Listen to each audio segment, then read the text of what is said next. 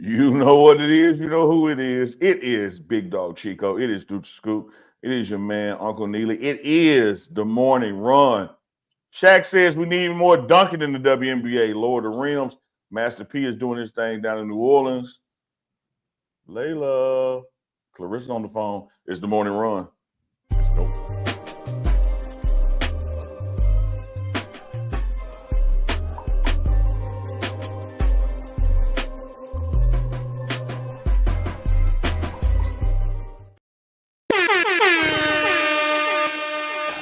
Get your stretch on and wake it up. It's morning time somewhere. 7 o'clock early in the morning out here in Hawaii. It's 11 a.m. in the middle of America. 12 noon Central and 1 p.m. Eastern time. Wake up, baby. This is the morning run. Uncle Neely, Big Dog Chico, Dukes the Scoop, bringing you the live. Oh, I thought Uncle's already started. Bringing you the live commentary of what's going on in the sports. You that. See, I told you, Chico, unball your damn fist. I'm actually saluting you, and you think somebody shooting shot. Oh, I know what you thought. You thought this. You thought this. No, I was like, salute. Okay, well, salute back to you then. What's up, Dukes? Yeah, what's going on, man? It's raining in Atlanta, man. I hope we can get out and train a little bit today, but shoot, man, it don't look too good right now. Man, it's raining, buddy. It's raining bad. Let me ask you this though. This off the top, real quick, like since you said something about the ATL, you in the ATL, man. Shawty, what's going on with the ATL alien floating around this thing, Shawty? You seen him? Yeah. You talking about Spay guy, Spay guy from Saturn? He got a name? yeah, for sure. What's going on with that, man? Oh, man, he just he just pull up. He just came down there, like, he from Saturn, and the universe they in, it's kind of like Atlanta. So he just he was like, shoot, man, I like how y'all kick it. So he came down and we just took him in, like, as a community, like. So I mean, we players, like, what I'm saying, they treated like we AT aliens anyway. So at the end of the day, it just made sense. So makes sense. He really finally he had been doing a lot of podcasts, and he finally just popped out. He was at Magic City last week, and it was just a good response. So, man, shoot, at the end of the day, alien.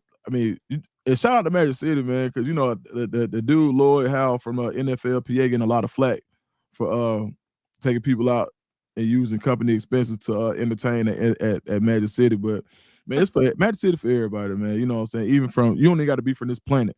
You know what I'm saying? And as we saw, we got an alien at Magic City. So, and shout out to that boy Space, and shout out to Lloyd Howell, and shout out to MC. We need to work on getting Space on the show. I love the way he communicates with the locals. I'm sure some kind of translation device they done develop off planet, but he can able to land, and he can speak to the YNs like he know the dialect, twin. He's like, I love it, man. Yeah. I love it. He said he extraterrestrial. I don't know if he pronounced it right, but he said he extra. He said I got extra drip, got extra swag. I'm extra. I'm like, y'all. No, we rocking with him. And he on all sides of town, man. We think he landed on the east side, but what I'm saying, he good on the south, good on the west, so everybody rocking with him. Well, shout out to him, man. Only place you can go to and see an alien out in the street. Oh, and what? Parlay know him. Parlay know him? Yeah, Parlay know him. We got Parlay, the legendary rapper from the ATL, joining us on the show later on today. Y'all stay tuned for that. We got some different topics we're going to talk about today. Speaking of aliens and where you're from, Saturn and all that, love when the chat checks in. Let us know where they from. If you ain't done it yet, please do so. I see H-Town is in the building. Who else we got, man? Crandall, Texas. That's out there near Country Prime. That's East Texas is in the building. They're checking out the Dukes. Got his all blue on. They see you. Blue Devils, Dukes. With the Debbie Garcia, she right with me saying, unball your fist, Chico. Y'all know what to do. When you come in the chat, man, say where you're from. Milwaukee, Wisconsin in the house. Detroit in the house. Brooklyn, Baton Rouge. Now we cooking. Arizona. All over the world, including outer space. I think I seen a spaceship on Bankhead. Gotta ask Parlay about that, man. Shout out to Fabo. Hey, man. Hey, where are we gonna start first? You want to go with some GWOATs? Boxing? Well, we got Reef in the building, and Reef is from Saginaw Pride. which is just 50 minutes north of Clarissa Shields' hometown of Flint, FLINT, MC Breed. So we might as well start with Clarissa and Layla. That could be a huge matchup if it ever happens. If it ever happens. I know Layla has been quoted saying basically, you know, hey, if the money right, she's there every night. And she put her price on there at about 15 million. And the GWOAT responded back and said, hey, we got your 15 million. with the big check on stage, like, hey, you feel me? Right here, what up? We got the 15 million. You ready to fight? I think Layla is 47. The GWOAT is what, 30? We just saw Manny Pacquiao in the ring this past weekend. Got a draw versus a 30-year-old opponent, Barrios. But will this be something you would want to see? And what do you think the outcome would be? Layla Ali versus Clarissa Shields. I'm gonna tell you this, Chico, Deuce Scoop. As a guy who loves boxing, I certainly would love to see it. I don't think it's a quote unquote fair matchup, you know, because one person is got a lot of ring rust and past their prime and may not have been able to deal with Clarissa at her prime. Who knows?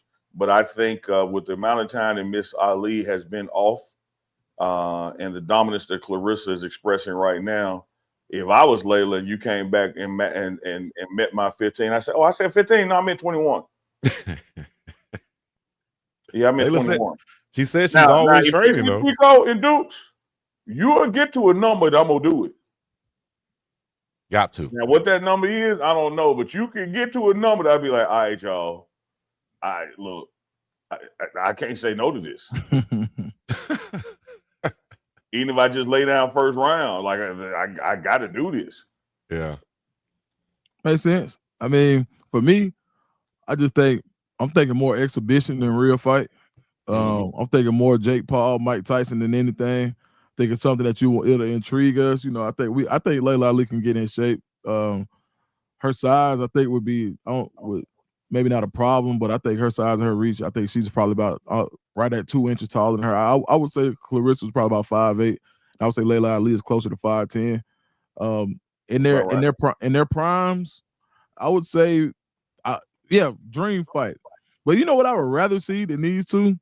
I would rather see a bare knuckle fight between either a bare knuckle or a slap fight between Ann Wolfe and Clarissa Shields. So I don't know if y'all remember Ann Wolfe, but she probably has the most vicious knockout in women's boxing history, and trained James Kirkland. Like she was a different type of woman. And the reason I said that is because I feel like, come on, dog, like you're pressing a 47-year-old woman. You know what I'm saying? But I also understand the industry. Now, not to say that she can't handle herself, but sometimes, you know, them bare knuckles are making me. You don't take but one. Now it only takes one with the gloves on. That's a different type of game, right? That's a whole different ballgame. That's like saying we're gonna go play football or we're gonna go play rugby without pads on. You know, it's a different type of ball game, dog. Yeah, I played football with pads on. You feel what I'm saying? Right. I played it before that. We played at the projects without pads, but once you put pads on, you don't want to go back to playing without pads. So it's a difference. You know? And I think, like, you know how they say people get old men strength? Like, you know, they be like, man, they be like, oh, man. I think Ann Wolfe got some of that. Like, you know, at 51 years old, I think she just don't look like nobody I want to play with. I just looked at a picture of her, like, kind of recent, like, man, Ann Wolfe look like she'll do it for $5. Like, what you say to me? Okay, cool. Run it. So, yeah, but not to play with the GWOAT, man. Not to play with Clarissa Shields. I think that she's far and away the best of her time, the best of her generation. And it's one of those things where you just kind of, I mean, it's a reason, for whatever reason, God didn't put Dr. J and LeBron James in the same era. So we just got to appreciate what we do have in our separate eras. Yeah, I do think that this is America and money moves the needle. You know, you asked for 15 million guaranteed, and man, unless 60-40 the pay-per-view, 60 my way, because my last name Ali. Let's be real with it. It could come down, like you said, Dukes, to one of those exhibition deals on Netflix or something where you just, hey, the money dictates we do this, even if we don't do it seriously. But I do think that Layla is certainly capable of getting in, looking like she's in boxing shape. Mhm. You know, she knows how to work out, get herself ready, but can she return to actually boxing shape? I would doubt it. I watched the Manny Pacquiao fight this weekend from start to finish. Pacquiao won. Frankly, I think it should have been a maybe a 2-1, not a draw. But having said that, Pacquiao went all the rounds. You know, exchange blows, defense looked nice, but that's rare, man. It is That's rare. rare to be able to turn it on like that. And I also think that his opponent. I saw some dudes Dukes at the cigar shop we were watching. Shout out to Chris Evans. I see him in the chat out of Memphis. He was watching with me. I showed some dudes at the cigar shop. I said, man, y'all remember when Shaq played Akeem and the Rockets in the finals, and when it was done, they got swept, and Shaq said, "Damn, I showed them too much respect." I think even though the other boxer in the Pacquiao fight was in his 30s, I think he was fighting the name Pacquiao and not just doing a fight. Looked across from him and saw a legend and was like, man, this Manny Pacquiao, you know, Right. and didn't do everything he would have or could have done in a regular fight. That's not going to happen with Clarissa and Ali. No. Like, she's not going to be like in legend all. She's going to try to prove something because that's how she does every fight she fights. So you take a fight like that. Remember, Rocky and Thunder Lips was supposed to be at exhibition.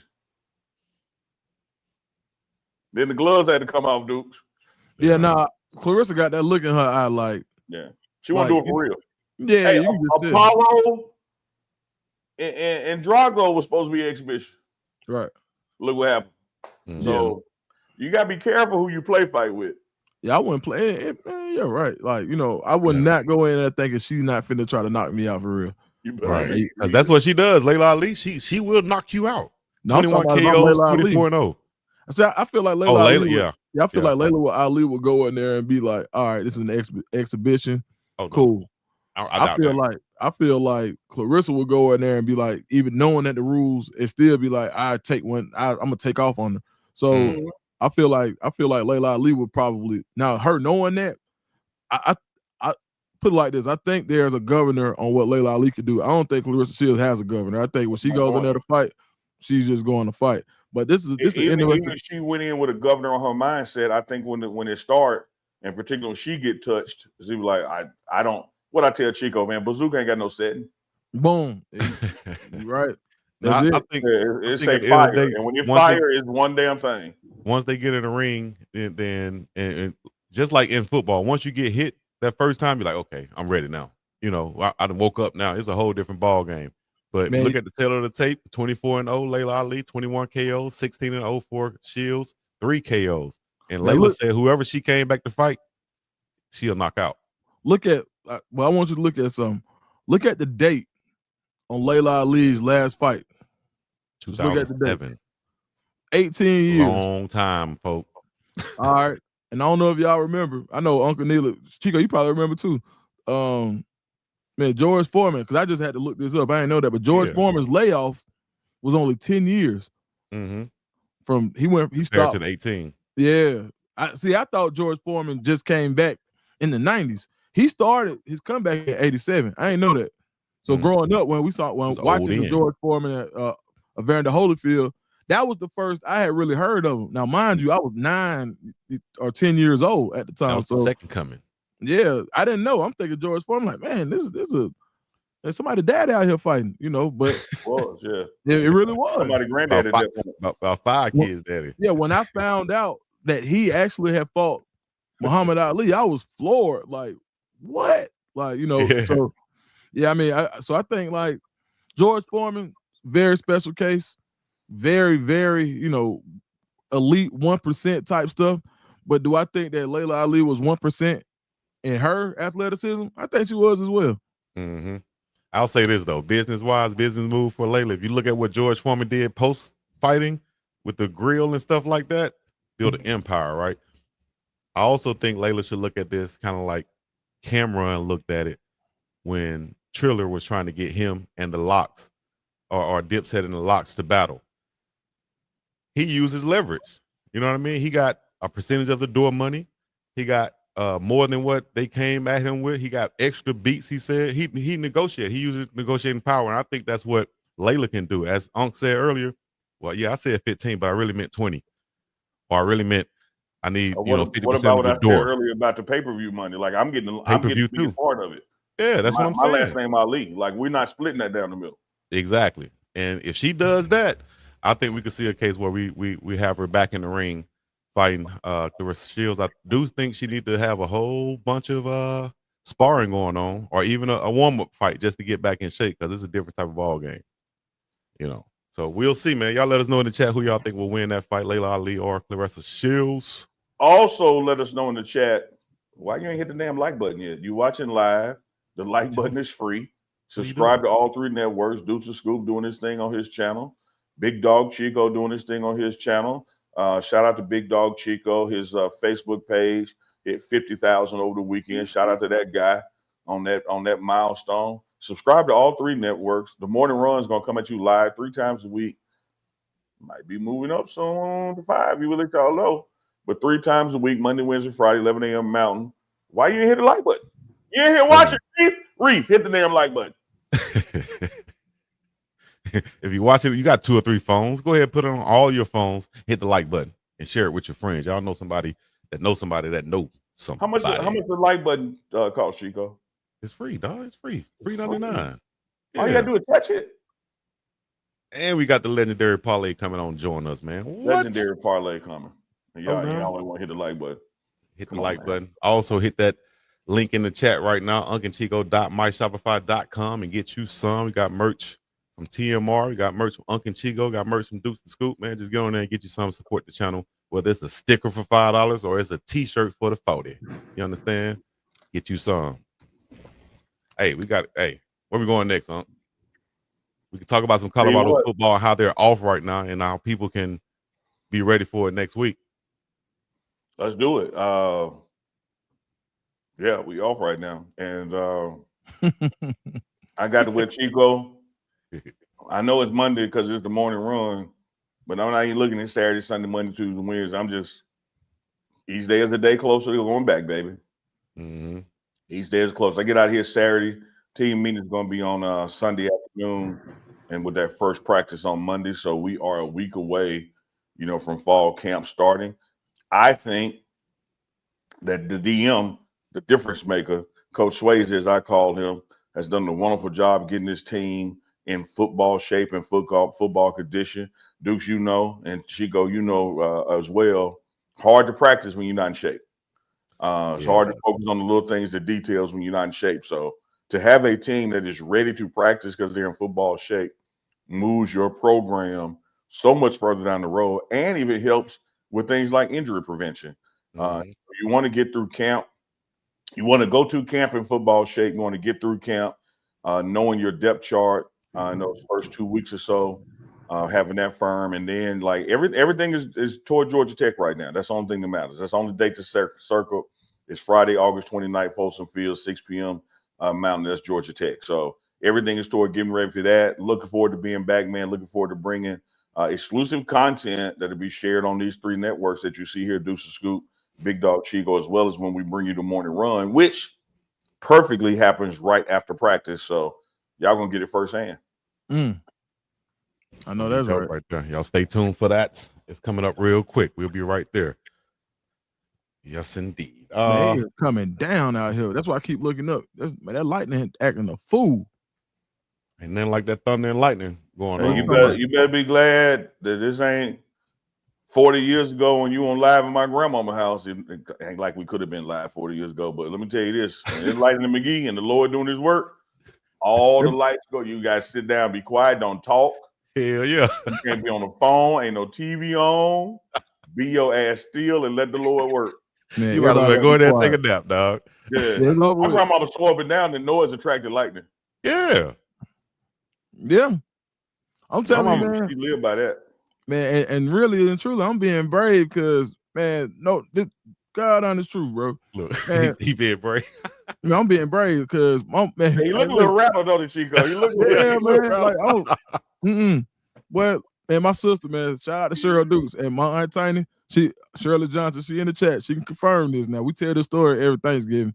My mama said, sure, about 10, 11 years older than me. So I might have been 7, sure, I might have been 17. My mama said, it's thunder and lightning out there. When I get home, the everything better be off. Okay, cool. Cheryl said, nah, Cheryl talking on the phone, had the TV on, we playing Jeopardy. Man, I be damn. If lightning didn't strike and the TV, you had the big flow model TV, man, the TV went out and would not come back on when the lightning hit. It was some ass whoopers that day. Man, boy, hey man, my mama came in the house. You ever see like how the Ultimate Warrior used to hit the ring and just everybody had to clear out? Yeah.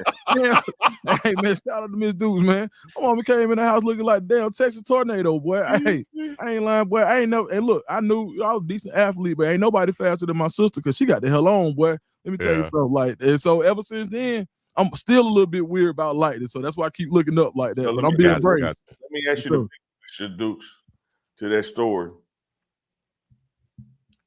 How long did the new TV sit on top of the old TV? You feel me? You had that flow model back then. It became a TV stand when it stopped working. Hell yeah. Man. hey, look. There go Regina. You see my sister Regina? That's my other sister. She said, up that day. Yeah. This ain't no. Mother came in the house like a wrestler entering the ring. Yeah, when they all like what they call it, rope, and everybody else scatter out. What they call it, a hot tag. Yeah. The dude come in on fire. Man, shout out to Linda Dukes. But nah, man, hey, Regina, how long you think we had that TV in the house? I think that TV was in the house long till about the time I graduated high school. And I was 7 at the time. But that TV became a TV stand for a long time. I'm really appreciative of all the people in the chat that was raised right, because everybody confirmed their grandmama told them the same thing. Be quiet, get off their phone, sit your ass down, take a nap. I'm loving it. No, so you couldn't even reach for nothing in my grade. Like, you had to be still. Now, it was like red light, green light, stop. You like, boy, don't move. Sometimes your parents just had rules that was just over the top, dog. Just too much. Hey, look, no cap. You see what Regina said? About 10 years. A 10-year TV stand. I'll tell you. I remember driving the car. Leave that thing now. I remember driving the car. My mom was in the car with me, or either I was in the passenger seat or whatever, but I had the radio on and it was raining and the gas was low or something. It was something crazy. And she was like, turn the radio off. I'm like, the radio ain't changing nothing. She said, turn the damn radio off because the gas low. I'm like, yo, you tripping. You got problems, dog. That ain't affecting nothing. Let me tell you something. You supposed to turn the radio off, the air off. When you lower gas, you don't do nothing but drive the car, and you really don't even have your foot on the gas. You try to let it roll as much as it can. Yeah, no, that's true. That's true. Man. Definitely no air conditioner. But the radio? But Chico, let me tell you about the radio, dog. Tell you about the radio now. I know it ain't got nothing to do with the gas, just like it ain't got nothing to do with your eyesight. But when you're trying to find an address, what you do? You turn that radio down. He ain't lying. That's a fact. That is a fact. Man, where y'all at? You turn the radio down, you looking right. Hey, the sound ain't got nothing to do with your vision. Try to find out where to go. Sound about right. Nobody gonna holler at you and tell you where to go. Hey man, let's bring our guest on. The chat is saying R.I.P. Malcolm-Jamal Warner. I haven't confirmed that, but I see that going by in the chat. I've seen rest in peace, Theo. Accidental drowning. Somebody just said. Damn. So sorry to hear that, man. Malcolm-Jamal Warner, Theo, Gordon Gartrell, legendary contributor to the culture. Don't have the facts in front of by Big Dog Chico and Manny to pull it up. Damn, that's sad. Damn. TMZ. From the Cosby Show. Yep. Cosby Show star Malcolm-Jamal Warner dead at 54. Unbelievable, man. Sends the prayers out to his family. Damn. R.I.P. Well, let's bring on some let's liven this thing back up. You understand me? Can we do that, Dukes? You want to give a cold-blooded introduction to our guest, Dukes? Yeah, man. Shoot, platinum recording artist. Man, the father of the fastest teenager in the country. Parlay. Already. What's up, partner? What's going on, fellas? How y'all doing today? Oh, you got it, fam. Like, what's happening? Man, I ain't doing that, man. Happy to be here. I'm happy to be here. Thank y'all for having me on. No, for sure. It's storming over there. Hey, listen, you on the south side. Hey, this thunder, Hey, I gotta keep looking outside. I'm thinking somebody outside. hey, look, I'm doing the Damn. I'm doing the same thing, man. Shoot, go ahead and start off, Chico. Oh man, I just wanted to say appreciate you joining on. You know, real quick. You know, everybody say Chico always got to bring it back to him. Well, I'm gonna bring it back to me first, real quick. Like, They do it. Parlay, They do it. Parlay, I was in Dallas airport one time. I'm just walking by, see this whole group of athletes come by. I'm like, damn, these boys about to go get it in. You know, they're like they either going somewhere, or they coming from somewhere. But you could tell they athletes. They all dressed alike. They're looking good. Shut up, Unc. And hey, Parlay, ain't that how it is? You are either going somewhere or coming from somewhere. Like, what else they doing, Chico? Shit. Crazy. God damn, dog. I can't even get through a little story. Anyway, Parlay, I ran into you at the airport, dog. I saw you as Coach Parlay. I spoke to you, man. I let you guys keep it moving, but it was a good thing to meet you, and it was a good thing to see in person you doing what you was doing on the coaching side. Can you tell us about that and how that's been, you know, like a second coming of your career right there, being the Coach Parlay? Well, a lot of people don't even get a chance to see that side. I mean, unless you really just follow me, or unless you follow sports. But I've been coaching for 15 years now. You know what I'm saying? Yeah, I'm going to my 15th year this year. I've been doing 7-on-7. You seen me? We was on the way to OT7 for the OT7 tournament when I seen you. Okay. But I've been doing 7-on-7 for 10 years. I birthed 7-on-7 in Georgia. Yeah. You know what I'm saying? So now I know it'd be a little controversial because people gonna say, well, Cam Newton was doing it back then, and you know, Tony Ballard was doing it. They was doing high school. They was doing 15, 18. You know what I'm saying? I started doing 8 and 9-year-olds. My first quarterback was Juju Lewis. Wow. I was his first coach from 8 and 9 going to 10. He left me going into our 10U season and started playing for the #1 team in the nation. You know what I'm saying? KJ Bolden played for me. Aaron Nolan played for me. The list go on and on. Spider-Man Thurman, Jelani Thurman, who go to Ohio, he played with me. Like, the list go on and on. You know what I'm saying? CJ Hurd, he played with me. Any top kid from the class of 2023 to now done played with me. You know what I'm saying? So, you know, my football ties deep. But like I was going back, what I was saying is, I started then, nobody in Georgia really understood and knew what 7-on-7 was at the time. You know what I'm saying? And I got turned on by my homie named Travis from Florida. You know what I'm saying? From Duval. You know what I'm saying? He kind of taught me. I was just started coaching. I was on my second championship, and we was going to our 8U. After the 8U season, I had won my second championship, my third year coaching. So I scrimmaged a team, an older team, and they was doing passing the whole game. And at this time, I was running 5-3. You know what I'm saying? And I was doing real good at it. I'm blitzing, I'm stunting linemen and all type of stuff. So, you know what I'm saying? So they beat me really bad. So I asked my homie, hey, man, how do I beat a spread offense? Because I was a defensive coordinator. So he sat down, he just started writing up offenses, told me to draw my defense up. And then basically he just started teaching me. After about 3-4 months, I was just like, hey, really, basically, you really got to win all your one-on-ones to beat spread offense. He was like, yeah. I was like, you know what? I'm going to take this little league football. Because at Georgia, at the time, everybody was pound football. Georgia pound. We're going to run down your throat.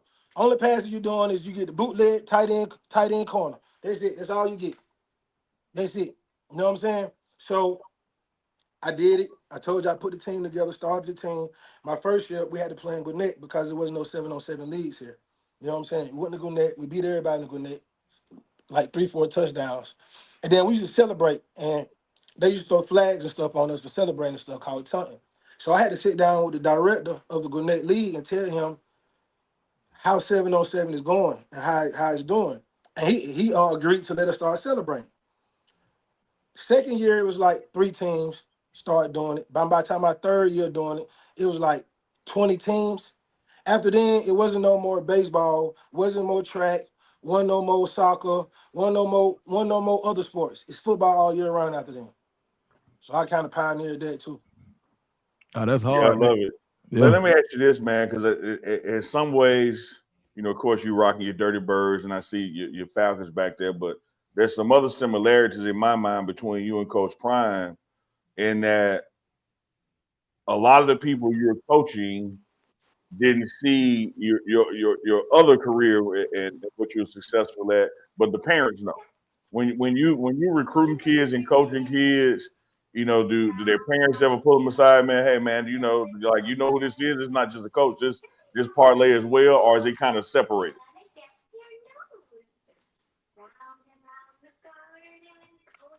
You're in late. I'm trying to catch this storm. Got me. Okay. Yeah. I already know. Well, for you guys that don't know, we're talking to one of the founding members of. You got to get it right because a lot of people will. It's them franchise boys, dog. Yeah, we got you. Yeah, we can hear you. Can you hear me? Yeah, we can hear you. Can you hear us? I can barely hear y'all. I'm trying to catch this storm. Yeah, it's going crazy. We definitely hear the kids' music in the background. Okay, I can hear y'all now. I'm back on. I'm back. Parlay right there, baby. I'm back.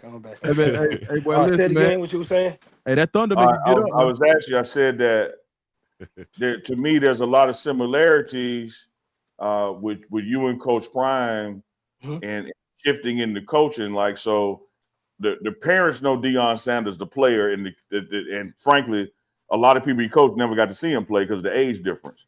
Do you find, like, with your entertainment career, like a lot of your players don't know that side of you, and the parents are hipping them to it, like, hey, man, this white tee, this franchise boys, like, y'all don't know nothing about that, or is it two separate worlds now? I doubt if they know it about it. All right, we should be straight now. I can't close in. Okay, I heard you saying about Coach Prime. I'll keep going. Yeah, so it looks like, again, like, you can hear me, Parlay? Yeah, I can hear you. All right. So, like, in Coach's career, you got the parents know him as a player, but the kids know him as a coach. And I look at your career, like, the kids you coach, and they don't know them franchise boys in white tee and all that, but the parents do. So, like, in those two worlds, how does it come together? Does it stay separate? Do the parents be putting their kids to the side, like, hey, let me tell you who this dude is now. He ain't just coaching you, this parlay, or is it just two separate things now? Well, in the beginning, nobody really knew in the beginning.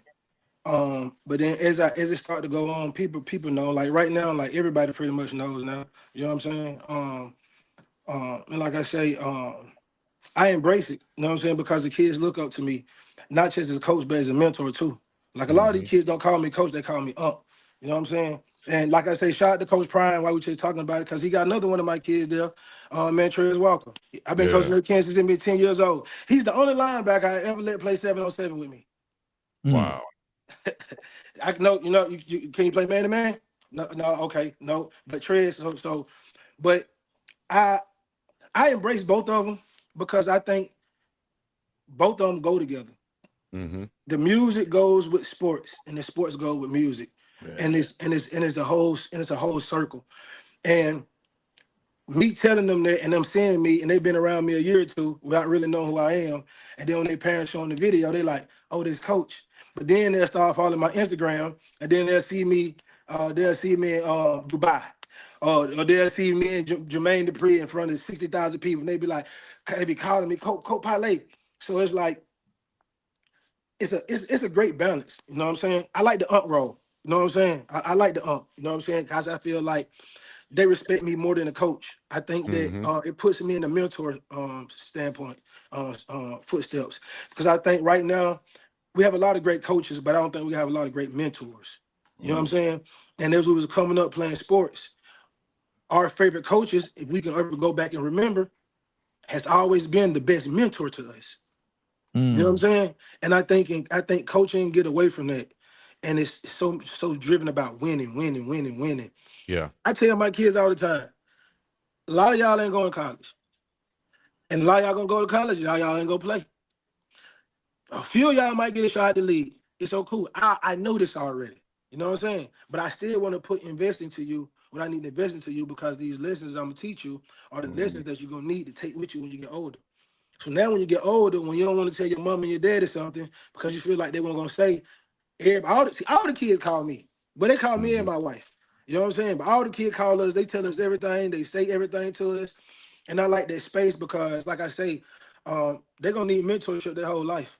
You know what I'm saying? So it's a good balance with both of them being the artist and the coach for sure. And Yeah. then our program, me and Quavo got run the program. So we're going into our 5th year. Last year was our 4th year. So me and Quavo got the program together. So alongside of him, it really ain't no dodging it. Yeah. Yeah, I mean, you talk about Huncho Elite. That's the program where you got Quavo from the Migos and Parlay from Franchise Boys. I mean, what it did in the city at a time where everything was kind of like you had to be with this faction or this faction or this faction, and it wasn't a lot for the inner city kids. And so when you got kids, and your team probably got more kids who may not have the stars, but you competing with everybody. So, and these are kids that I seen like. I'm like, hey, that kid might have just came out the trap, but he thinking more football because I'm with Coach Lay. Exactly. And listen, right. I don't really want to put my kid business out there, but I got 2 kids like this, both on 4 stars. Mm-hmm. You know what I'm saying? Right. And it's a constant battle with me with telling them because I know where they at. You know what I'm saying? Right. So then I have another side of me that my kids don't know of when they think they want to be cool and they want to be from the streets. And I'm like, bro, I know everybody around. Ask them, they know me. Everybody respect me. So when I get to talking to them, now it's a trifecta because now it's like, oh, the people who I respect him. And he's coaching football and he don't act like that. And he doing this. This what a man's supposed to be, dog. Like this is how you're supposed to carry yourself, dog. Like everybody got a past, but your past don't define your future. You know what I'm saying? This how you supposed to carry yourself. This how you supposed to act. I can go around here doing all that, saying I'm a rapper, get a whole bunch of big old chains, doing all that. I don't really care about it. I don't really do that. A lot of time I coach, I don't even wear jersey. You know what I'm saying? It ain't that, and I don't go nowhere saying I'm probably from the franchise, boy. We Quavo. It ain't like that. You know what I'm saying? Because I'm trying to instill something in these kids that I know half their parents ain't gonna put in them because I'm around them. I hear how they think. I ain't worried about what they say. The conversation gonna change. The more people you get around, you know what I'm saying, the more circles you get a chance to experience, your conversation to change, but your thought process is never gonna change. So I hear how they think. And I just be like, come here, bro. Why you think like that, bro? What made you say that, bro? You know what I'm saying? But that ain't cool, bro. That how you move out. You know what I'm saying? So like it's a great balance, man. You know what I'm saying? That's why I appreciate stuff like y'all doing and Dukes too. You know what I'm saying? No, we appreciate you, man, because and parents, I'm sure appreciate it too. A lot of parents, like when I was coaching back home, man, a lot of parents would say, "Hey, Chico, we know we're not gonna get out here with these kids. We know that, we don't have time to do this. We know that we might just be too lazy to do it. We happy that you're doing this. We went to school with you. We know you. We respect you like the same way, with what you're saying exactly. You know these parents and they know you, so they can trust you with their kids, and the kids gonna respect it also." Crazy thing that you say that, right? Because real life stories, it just happened like 15, 20 minutes ago. So the first song I ever did, the first time I ever touched the mic was in high school. And somebody sent me the video today. And on the video, everybody think it's my son. Because they say we look exactly alike, right? And my friend is on there and he cut hair. And I'm the first person hair he cut. But in our classroom, it was my homie Tay and my other homie Chantrella. Both of them had a son. His name Ty Boogie. He just committed to UGA. You know what I'm saying? He played with me too, the same year that Juju played with me. They was 8 years old at the time. You know what I'm saying? So having parents, like you say, that be able to trust you and what you do, and me just being able to sit here and be like, oh man, look how the universe connects and look how the universe works and look how everything matters. You know what I'm saying? I think it's a great thing. But on the other side also though, I'm not one of those coaches though. I coach really hard. I coach like Deion, but with more of a street edge. So I'm straight cut and drop them kids. You know what I'm saying? And I identify each kid to his temperament. You know what I'm saying? Some kids I cuss at, some kids I don't cuss at. Some kids I yell at, some kids I don't yell at. Some kids I got to punish, some kids I don't got to punish. Some kids I got to sit out the game, some kids I can put them right back in the game. I create that connection, but I'm real brutally honest. Yeah. You know what I'm saying? And some parents can take it Some parents can't. But one thing I can say is I've never had a great kid who left my team who didn't come back and play for me ever. Hey, Lay, let me tell you this. You spoke to me and affirmed something important to me then, because I don't know what it is, dog. I can just say something to Dukes like just blah, blah, blah, bam. But when it come to Chico, if I don't say ninja, I don't cuss at him. Like he just literally will ignore my first text message until I text back cussing or call him out his name. Then next thing you know, he's doing it. Huh? What'd you say, Lay? Oh, we here. Oh, Lay, you can hear? Yeah, I can hear you. I can hear you. Okay. It ain't the south side this time. Yeah. It ain't the south Atlanta this time.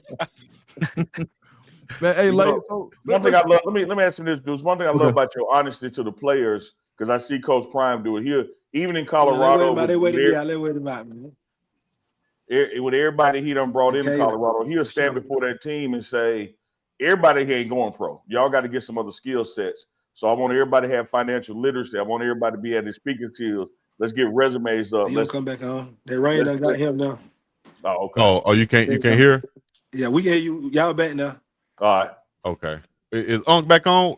Yeah, Unc back on too. Yeah, both y'all on. All right. So I want to talk to you about that honesty with your players, because I see Coach Prime doing that. Everybody ain't going pro in here, even in this environment in Colorado. So it's important you have other skill sets, because you're going to take what we're going to do for football and be professionals at something else. Whereas a lot of coaches got there sell dreams like, oh, come do this. You're going to get there. You're going to do this, knowing that just ain't how the math work. What is it about you and how you see it that, like, if nothing else, I ain't finna lie to these kids? It's my background, man. That's where I come from. You know what I'm saying? Everybody got a story. Everybody come from something.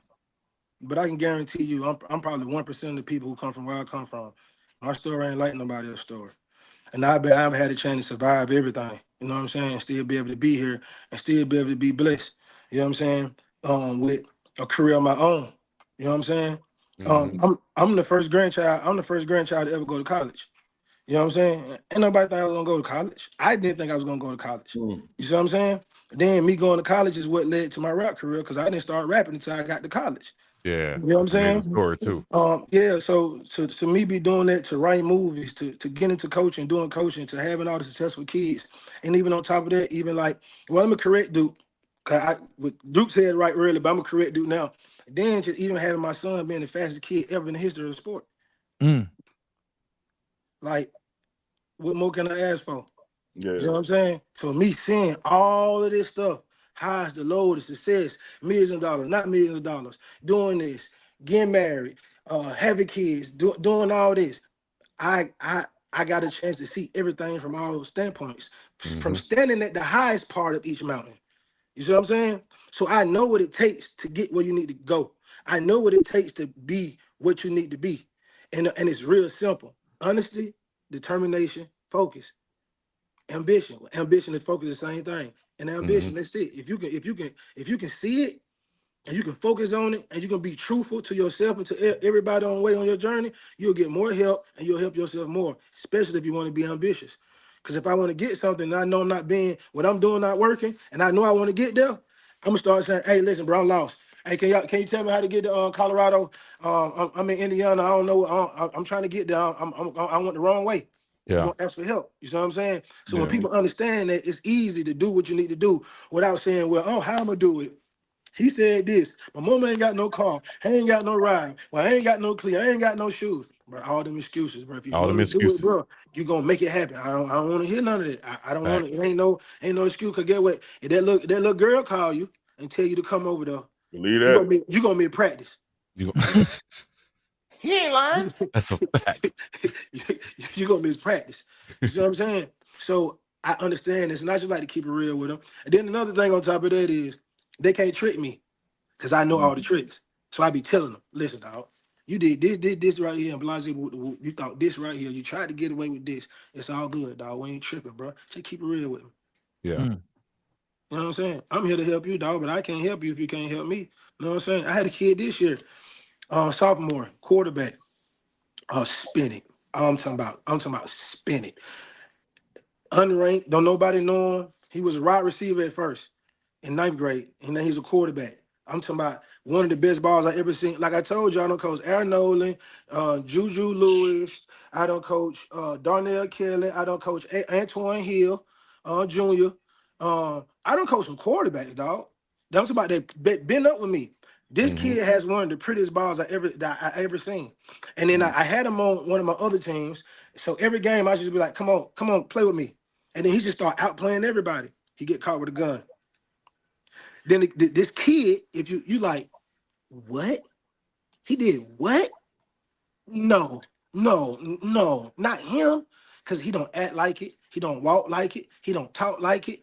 And that just helped me to snap like, Parlay, you still have to give the focus to each kid no matter what they look like, dog. Because everybody be in different situations. So me being able to have access to these kids just keep me sharp. And they me to be able to keep these other kids sharp also. Love it. Big time. Man, Lay, this year, Lil Lay, Maurice Gleason Jr., ran 9.82 against Olympians as an 18-year-old. Talk now. Can you hear me? We're in and out. Yeah, I can hear you. You hear me? Yeah, I can hear y'all. All right, cool. So we talking about Lil Lay when he went 9.82 against Olympians this year. Yeah. What was that moment like? You poured into so many kids. What was that moment like as a father to see your own child go absolutely crazy? And for those of you who don't follow track, 9.82 is unreal. That's like a car. Like literally. Mm-hmm. This man went 9.82 in 100, going to run track at Georgia and one of the fastest people who ever walked this earth. Yeah, Tell me how that felt to see how it felt to see that 9.82 flash. Well, I have always been the biggest critic of my son. I told you I like to consider myself old school. Mm-hmm. I like to say I act like my granddaddy. You know what I'm saying? Yeah. And I don't care about you being kin to me.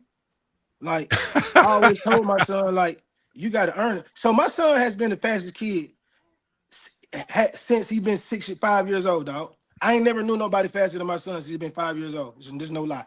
You know what I'm saying? Especially like his age. You know what I'm saying? But like he used to race KJ, KJ, Tyreek, CD, who going to Georgia. All of them used to race with Track Georgia on the same track team. You know what I'm saying? So they used to race, and his confidence used to be kind of low because he knew they was fast and they was a little older than him and stuff. You know what I'm saying? And I used to tell him, you got to believe, but I would never give him nothing.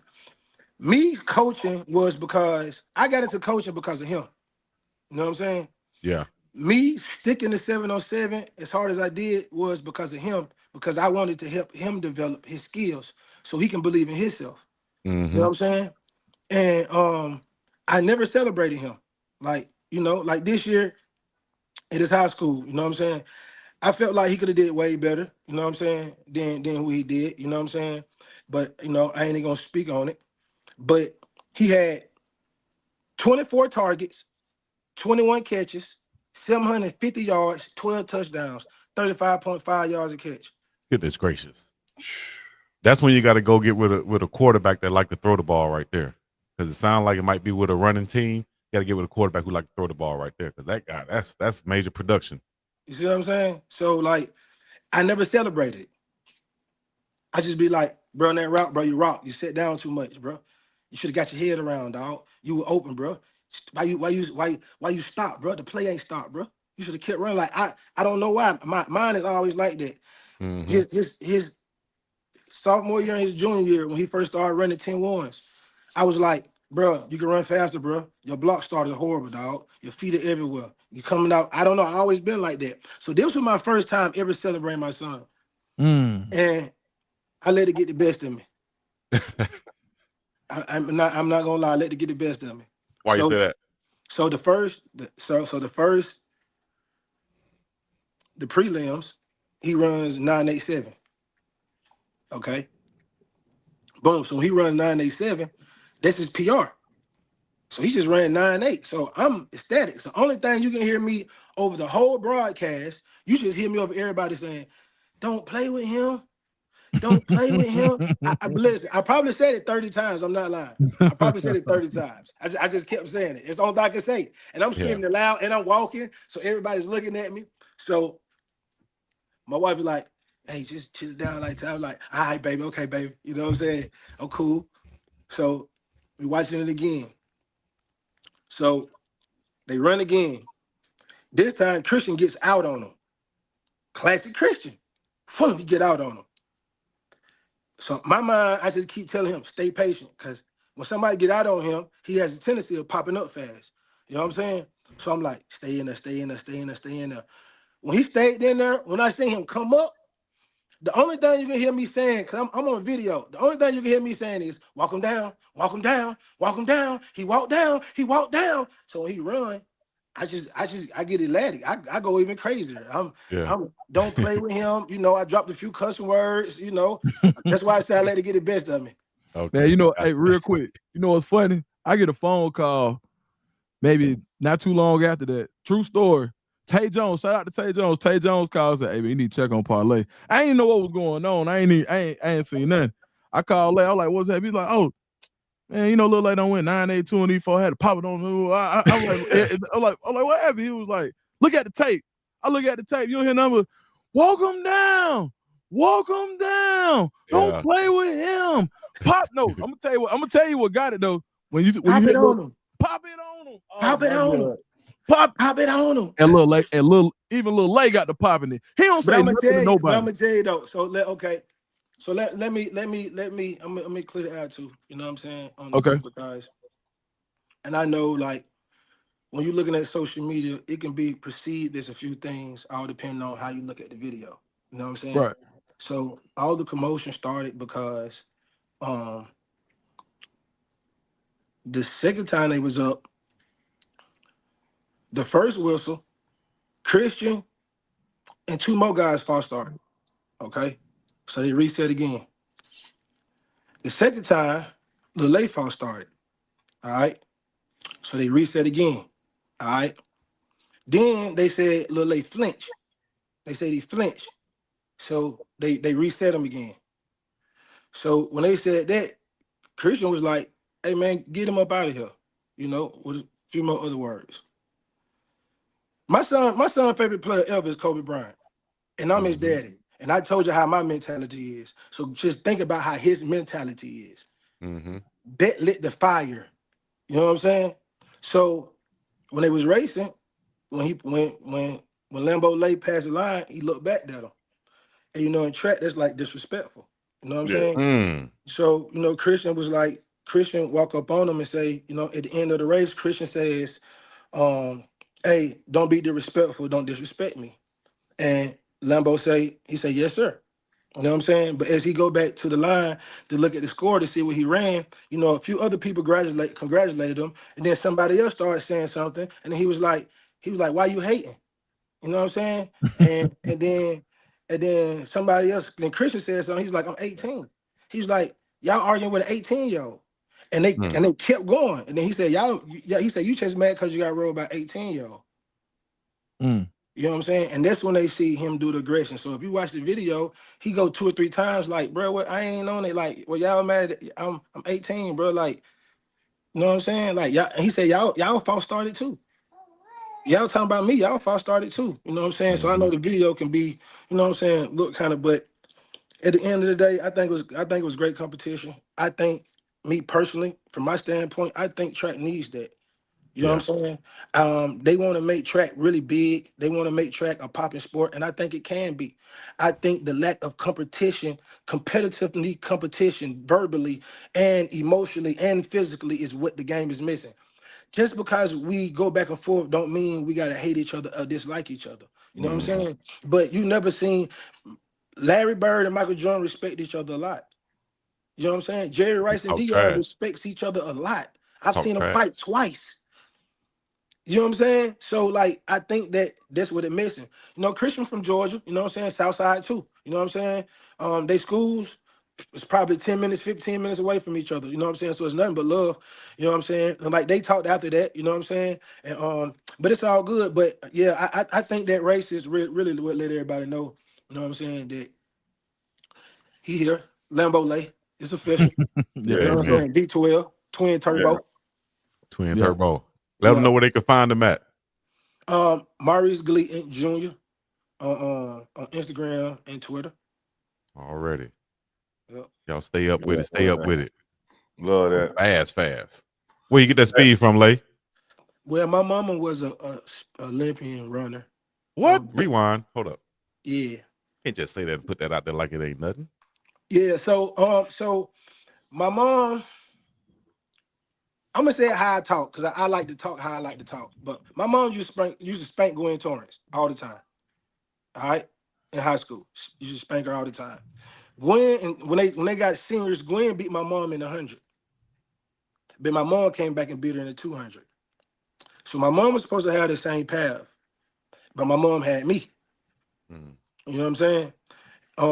I was fast, but I never ran track. So in 8th grade, I went to school in right outside Knoxville, Tennessee, in Clinton, right next to Oak Ridge. Oak Ridge was our rival high school back then.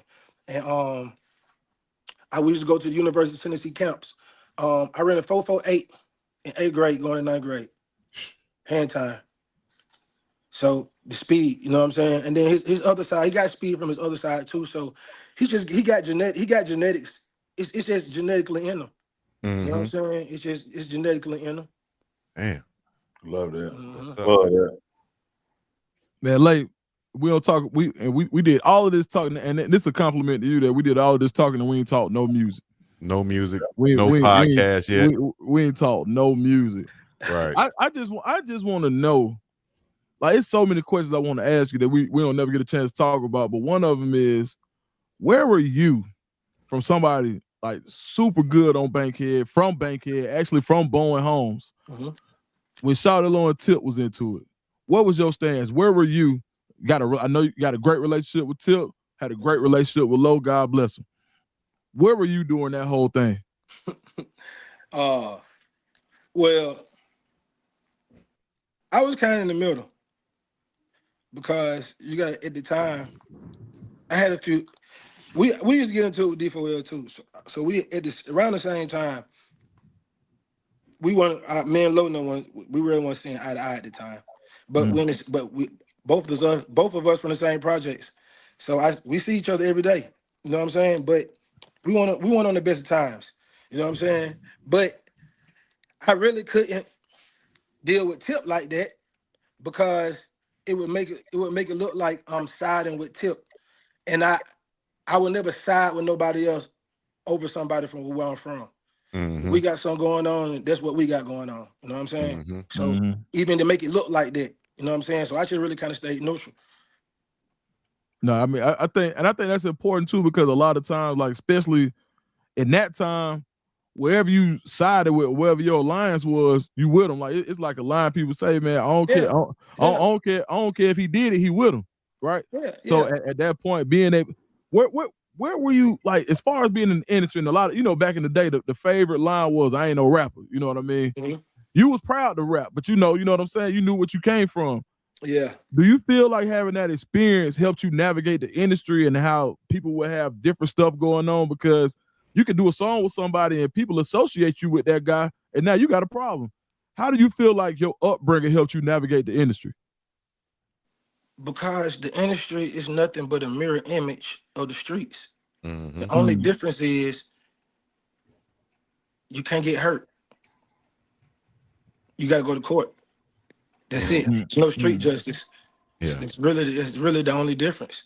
You know what I'm saying? In the streets, you do somebody gonna come see you.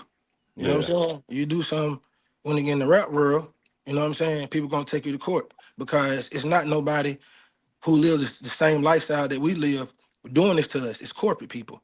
You don't know who live it for real. You can't pull up on them. You can't see them. So you got to go through it. So I think that me understanding how to navigate the streets helped me to understand how to navigate music. Then I wasn't celebrity out. Like, I wasn't group it out because, like, I was seeing and touching money before I ever had money, for real. You know what I'm saying? So money it wasn't new to me. You know what I'm saying? I got taught by my big homie, and he was a great teacher. You know what I'm saying? So being around him, I got the chance to see NIL money. Yeah. You know what I'm saying? I got a chance to see it and feel it and touch it. So by the time it was my turn, I was already kind of seasoned a little bit already. You know what I'm saying? So I already knew what jury was and clause was and houses was and trips was. So when I got around rappers, it wasn't, you ain't real. I know who you is for real. I know who you coming with. I know you big homie. I know who you standing with. I know you paying them. So my perspective was a little different from everybody else. You know what I'm saying? Like where I'm from, born home, I would like to say this. Georgia is the capital of the South. Atlanta is the capital of Georgia. Bankhead is the capital of Atlanta. And born home is the capital of Bankhead. Broke down to the bone gristle. You know what I'm saying? And I survived it. It ain't nothing I ain't seen. Yeah. I've seen everything. You know what I'm saying? Right. That's a great way to put it, man. And just to be able to move around the city the way that you do, like you know, my side of town, it don't matter. Everywhere I've seen you've been loved, like it don't matter. Love, cause you move in love, bro. You know what I'm saying? Like I say, everybody got a history, bro. You know what I'm saying? But I've always moved with love. You know what I'm saying? I just don't back down. Yeah. You know what I'm saying? I ain't, you know, we can get some understanding, or we can separate. We can go our separate ways. You know what I'm saying? I'm cool with that. So I like to use this analogy. I'm more like Malcolm than Martin. You know what I'm saying? Yeah, absolutely. You know what I'm saying? I'm more like Malcolm than Martin. You know what I'm saying? If you want to talk, we can talk.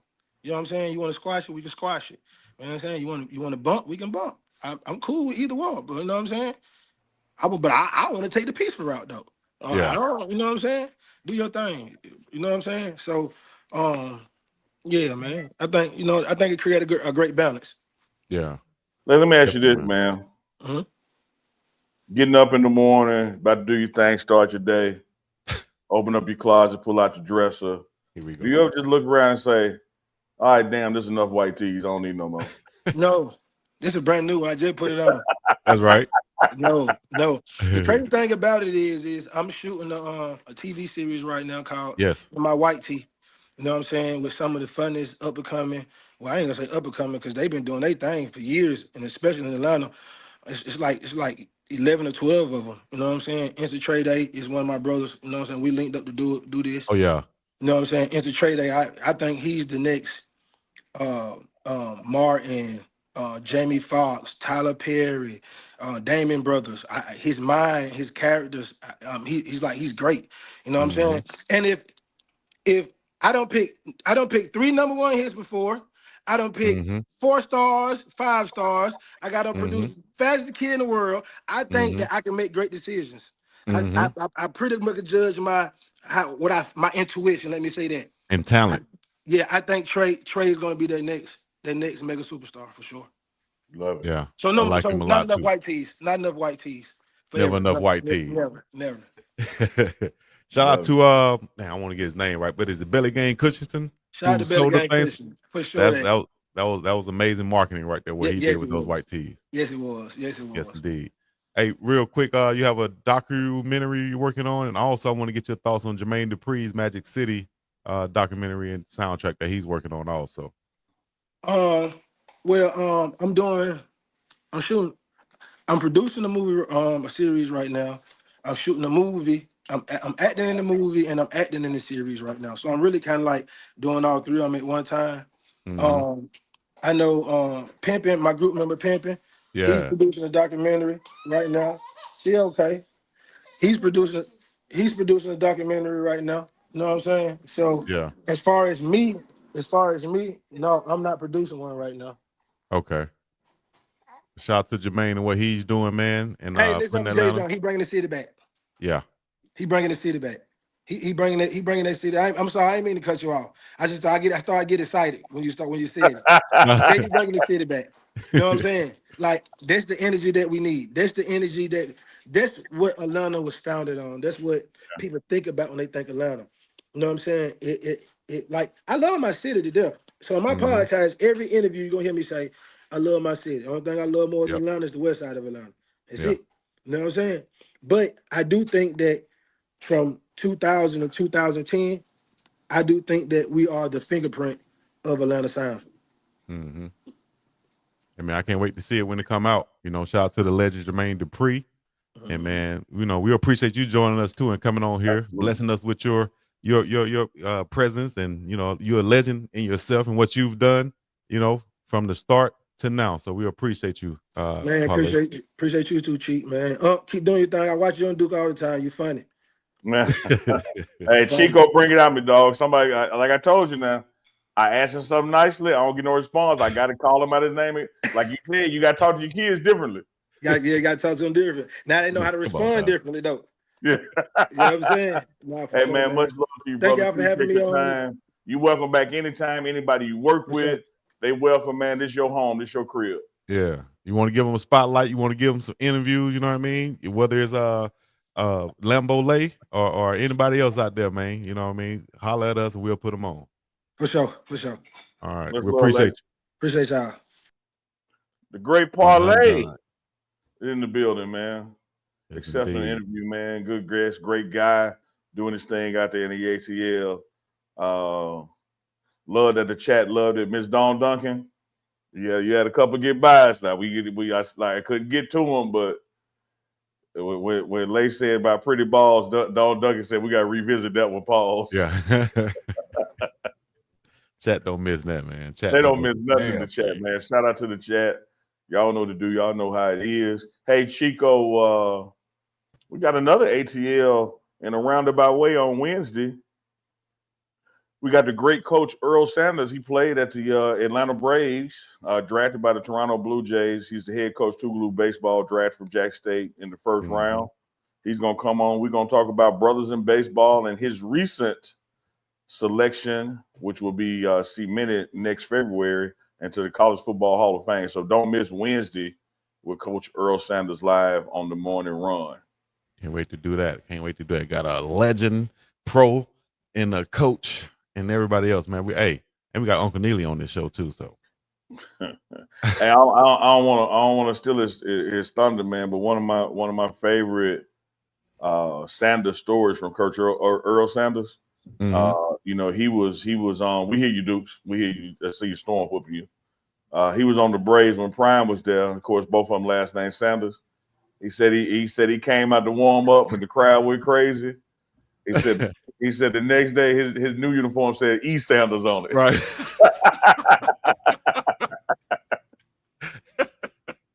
Hey, dog, you ain't get Prime shine. Right. E Sanders. I know that right. I wonder who made that decision though. Who was like, "Hey man, we gotta put the name." A guy by the name of D Sanders, right? I didn't want to say it, though. I didn't want to say it. You made no mistake about it. No, hold up. No. I can see Prime in the locker room, chilling, lacing them up, and he hear the crowd go like, "What's going on out there?" Oh man, Earl went out. They thought he was you. Oh, okay. No, I did all that, dog. Shout out to Prime, man. We can't wait for him to get back in Boulder and get this thing started. We're ready for it. Ready for this season. It's going to be a legendary, big time, different up and coming season right here that we're looking forward to because we got different players, deeper team that's ready to ball out and they're hungry. We got additions to the coaching staff. We got a Hall of Famer added. That makes 3. You got a 14-year vet in Domota Peko. Man, Coach Prime locked and loaded. I think he's trying to reach over 200 years of experience on his staff. He's right there. Mess around to add these 2 other guys that he mentioned in the press conference. Then they'll be over that mark. So stay tuned for more news and updates and insights right here on the morning run. Shout out to the Pregame Network. Dukes the Scoop. Uncle Neely, what you about to say, Unc? Here we go again. I have one more Dawn Duncan reference, man, because she went ham in the chat. Dawn Duncan, Dukes, you'll love this because you speak ATL fluently. Dawn Duncan said, "Did y'all hear Parlay when he remixed Elated and Ecstatic and made him one word?" She said, "That's her new shit." Dawn Duncan off the chain in the chat today, man. Yes, we were. Yes, we were. She was off the chain. That boy Lay got excited. I felt him though. Pause. Shout out about dog Parlay. He interviewed my homeboy from Selma too. He heard. I meant to ask him about that, but I didn't want to keep bringing. Yeah, we got man. Look, we got to have Lay back on. We left so much out. Like, So you know, much. He'll do it. He want to do it already. Like as far as Right. he'll do it again. Come on the show again. yeah. Pause. Yeah, for Yeah, sure. I got you with the pause. Yeah. Yeah. Don Duncan hit him with the pause on when he said he got the prettiest balls he ever seen. Man, it's crazy too, man. And it's funny because I was getting ready to agree. I had to think about it. I know what you're talking about. I was like, man, that Y'all so wild, dog. Jolie pretty. I was like, nah, let me just relax. You know, I ain't trying to get tell you my what, copyright strikes up. Great Monday start to a great week. 2 more episodes of the Morning Run. Wednesday, the great legendary Earl Sanders, recently inducted nominee into the College Baseball Hall of Fame. Who knows what's going to happen on Feel Good Fridays? But hey, man, no better way than to end this show again with recognizing the contribution to the culture of Malcolm-Jamal Warner. Sorry about his loss, which was announced during the show. Rest in peace, Theo. I'm going to go hug Justine for you. Y'all ain't watched the show. Y'all ain't know how Justine, man. Y'all remember Justine? I remember Justine. Fine. Yeah, man, what a guy, Malcolm-Jamal Warner, man, and what he contributed, man. What a loss. Yeah, sad, but hey, guys, yeah, he gone way too early. Only 54. So, hey, y'all put a Malcolm-Jamal Warner or what is it, MJW in the chat, right? Yeah, MJW in the chat right now. May his legacy live on forever. Well, we're gonna wrap this show up. We're gonna see how fast we can wrap it up right now. Should I pause that too? But hey, real appreciate y'all. I hate to tell you real quick, Chico. If you can't do a damn thing quick. Give me one of your best Theo moments. Damn. I don't know. Theo was just cool, man. I remember. I don't know. Maybe didn't he sing the song Justine? Didn't he sing it? Come on now. Well, my favorite one, taking out Gordon Gartrell, that's obvious, was when they were jam session with Stevie Wonder. He added in there jamming on the one. Jamming on the one. Jamming on the one. What about you, Dukes? Man, I think, man, to be honest, I think it's the way he played the intro. Like now, you remember when they switched the intro up and they did like the jazz dancing type stuff? Mm-hmm. Yeah. Like I feel like the way he played the intro for somebody trying to figure out who they are and trying to be cool, Theo was the cool guy for us. So I thought that he played it in a way that was kind of smooth, man. They always just stood out to me, man. So I know that's like minuscule, but no, that's a good one. Yeah, it's just like the way he played the intro. Because at the end of the day, you got to think we used to watch some intros like they was part of the show. They was, yeah. And when they changed, you remember when they changed? They set the standard. Yep. Yeah, they updated it. Yeah, when they changed. Yeah, you remember that. Yeah, I thought Theo played that real cool, man, for sure. Shout out to the chat real quick. Miss Dawn Duncan when Theo was trying to hide the earring from Leon. Best Theo moments when Bill taught him how to budget and he thought he would have money left over. That was a good one. A lot of classic moments with Cockroach too, man. Rest in peace, Malcolm-Jamal Warner, aka Theo. Chico, land the bird, take us on out of here. And shout out to the show he had with Eddie Griffin. Yeah. That was underrated. That was underrated, man. Was it Malcolm in the Middle? Malcolm and was it Malcolm and Eddie? Malcolm and Eddie. Yeah, they own the club in Kansas City. Yeah, so we're gonna end the show, guys. Y'all hit the like button, subscribe button. I feel like I'm missing something. Let me see. Did we cover everything? I felt like Malcolm-Jamal Warner was who I wanted Eddie Winslow to be, dog. You know what I'm saying? I think they wanted it too. They had the same messed up haircut a little bit, but yeah, I think they wanted it too. Nah, I thought that might have been some extra pressure on old Winslow, in them shoes. Yeah, man. Trying to be he was the prototype older African American brother for sitcom TV, man. If you want to draw up a good big brother, man, I think, man, it's almost hard to separate. That's how good of a job he did in that role, because it's hard to separate the two. Yeah, I was just a little bit jealous because, well, just a little bit. He always. Anyway, we're gonna end the show, dog. Y'all guess what I was gonna say on that. Y'all just end the show. We're gonna end the show because Unc gonna put on his little hat that he always wants to wear. Your little hat. Unc gonna put on your little hat. I will say this, man, because Dukes, you hit on something hard with that big brother role, or just that brother role in general. with Theo being in the all-girl family, it would have been cool had he had a little brother character so they could do some stuff together. Like, and I'm saying that as I'm the youngest of 3 boys. You know, he had Vanessa and Rudy under him, but with them being girls, you never got that big brother, little brother dynamic that happens a lot in families. So shout out to Theo, man. What a job well done. What a life well lived. Yes, indeed. All right. Shout out to his mom, too. His mom was on the Breakfast Club recently, and Mrs. Huxtable still looks amazing. Y'all not going to agree with that? Or I absolutely agree. She's always been beautiful. I'm just laughing at you and some of my DMs. That's all. Can we end the show, guys? Waiting on you. Chat, y'all want to... Don't do it, Chico. All right, man. We're going to get up out of here, man. We appreciate y'all joining in once again. We'll be back Wednesday with the morning run and Friday. Don't forget about that. And next week, y'all stay tuned. We're going to get locked and loaded for the Colorado Buffaloes football season. Baby.